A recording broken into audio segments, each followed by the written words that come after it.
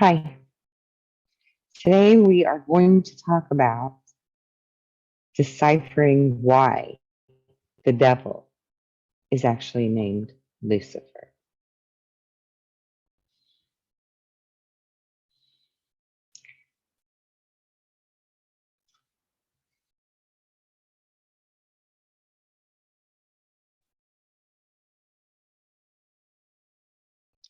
So, in order to find the light, in order to see the light, you have to see the darkness.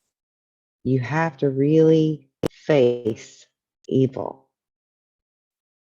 You have to really know it intimately on some level or another in order to be reborn, in order to resurrect, in order to ascend and become enlightened. This is why he is known as the light bearer, because he is part of God's perfect plan. I mean, for anyone to believe that we could have such a magnificent creator and that he could actually be duped by his favorite, I think that was more metaphorical than literal.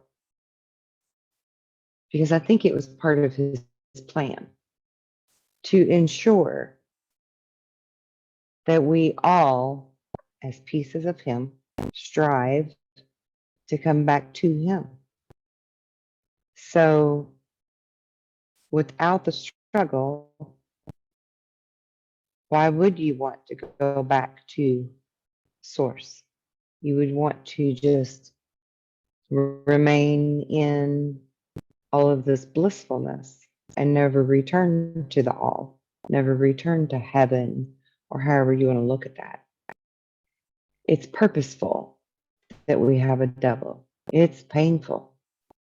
It's incredibly painful, for some more nightmarish than others. Different levels of nightmarish. Some go through hell because of their children, whatever that means to them. Some go through hell because of their families, their parents, their siblings. Some go through hell because of abuses that were inflicted upon them,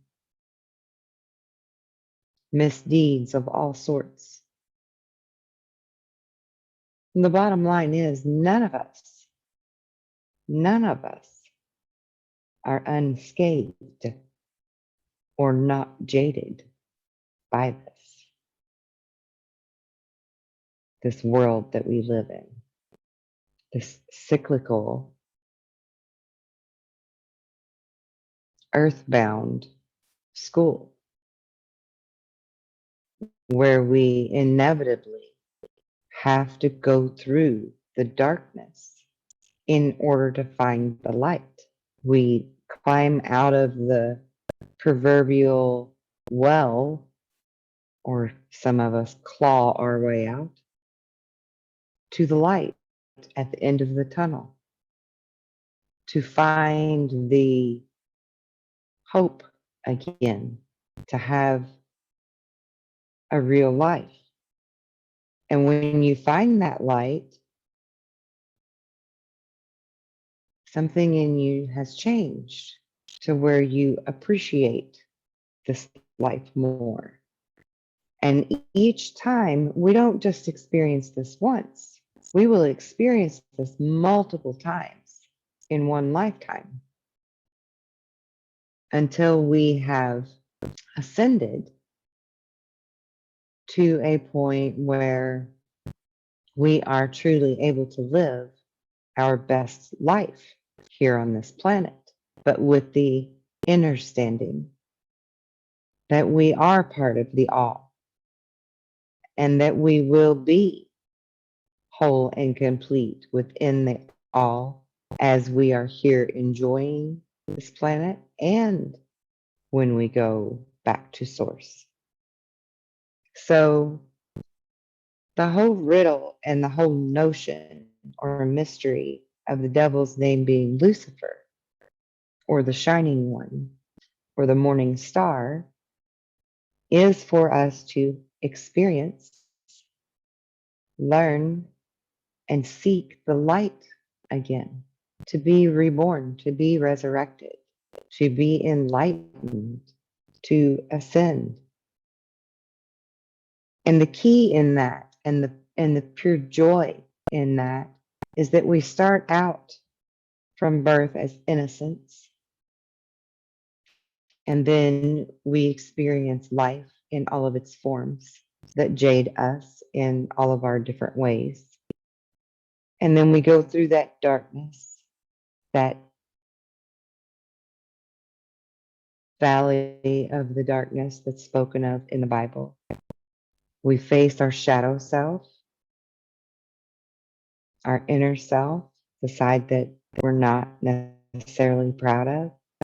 We reckon with that. And in turn, we reckon with some level of understanding from the other person's perspective, not in a let them do it kind of way, but in a I have to let go of this in order for me to be a better soul, a happier soul kind of a way, so that you can completely heal and live the life that you're meant to live, and not live that life according to the things that have happened to you, but because of who you are now that you have survived those things. So we start out as innocent children. We go through this darkness. We find the light. We come to the light again. The true key joyful component of this is to be able to find that childlike quality again and to embrace it with this wisdom that you have gained, this maturity that you now have, this level of being a warrior or your own hero that you now have acquired, and then still be able to joyfully live life, even if it's just for brief spurts here and there,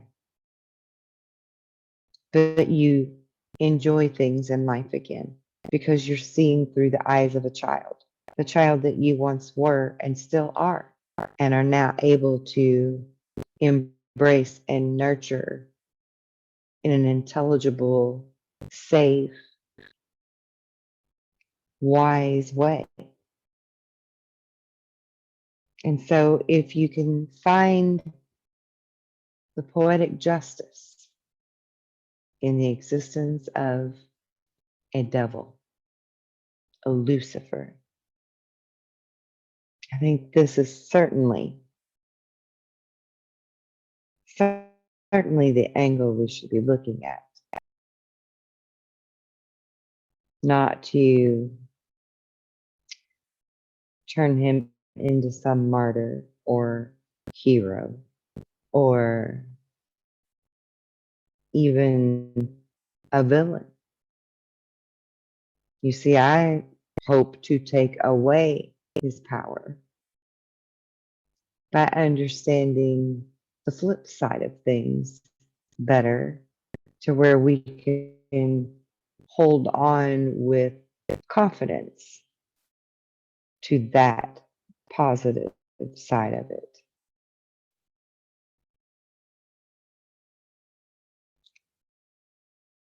Because though it is necessary from a higher perspective to have this Lucifer in our lives, it is very difficult indeed on varying different layers and levels for all people, all people. So we come to this place where we have a choice. Do we stay in this hell that the devil helped create? Do we remain jaded? Or do we embrace those childlike wonders once again and rise from the ashes like the phoenix, or resurrect from our cross that we bear like Jesus?